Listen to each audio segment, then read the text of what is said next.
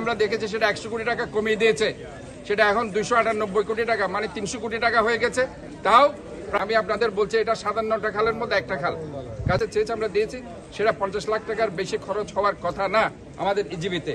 কাজে দেখুন, আমরা একটা সার্ভিস ওরিয়েন্টেড অর্গানাইজেশন, এখানে যদি তারা এই পরিমাণে আমাদেরকে লোন হিসাবে দেয় তাহলে পরে এটা আমাদের জন্য একটা বার্ডেন হয়ে যাবে। আমি মনে করি কমপ্লিট যেটা 300 কোটি টাকাও তারা যেটা ছাড় দিয়েছে অর্থ মন্ত্রণালয় থেকে, এটা কমপ্লিটলি গ্রান্ট হিসাবে সিটি কর্পোরেশনকে দেওয়া হোক, যাতে আমরা জনগণকে সার্ভিস দিতে পারি। আমি এটাই বলছি যে কারো এই ব্যাপারে যদি কোনো ধরনের মিসকনসেপশন থাকে অথবা সেটাকে মিস ইন্টারপ্রিটেশন করে, তাহলে আমি বলতে চাই এটা কমপ্লিটলি ইকুইপমেন্টস কেনার জন্য। আর এই বীরজা খাল আমি আপনাদের বলছি এটা 57টা খালের মধ্যে একটা খাল। কাজে এই বীরজা খালটা শুধু ক্লিন করার জন্য ম্যাক্সিমাম আমাদের যে সরকারি যে বাজেট আছে এবং আমাদের যে ইজিবিতে যে বাজেট হয়েছে সেটা ম্যাক্সিমাম 50 লাখ টাকা। যদি কেউ সেটা আমরা এটা জামাতে ইসলাম আমাদের কাছে চেয়েছে, আমরা দিয়েছি। সেটা 50 লাখ টাকার বেশি খরচ হওয়ার কথা না আমাদের ইজিবিতে।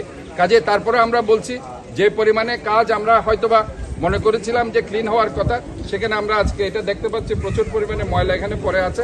সেটা এখন আমাদেরকে আবারও ক্লিন করতে হবে। আমাদের সিটি কর্পোরেশনের যে স্পেশাল টিম আছে তারা আগামীকাল থেকে আবার এটা ক্লিন আপ কার্যক্রম শুরু করবে।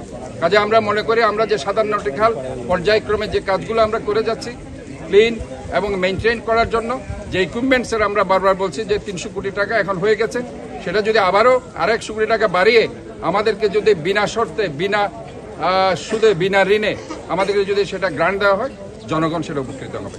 আমি আবারও সবাইকে ঐক্যবদ্ধ থাকতে বলছি, আর যত্রতত্র ময়লা না ফেলার জন্য আমি বলছি, কারণ এখানে সব জায়গায় ময়লা আপনারা ফেলে এটাকে ডাস্টবিন শহরে পরিণত করবেন না।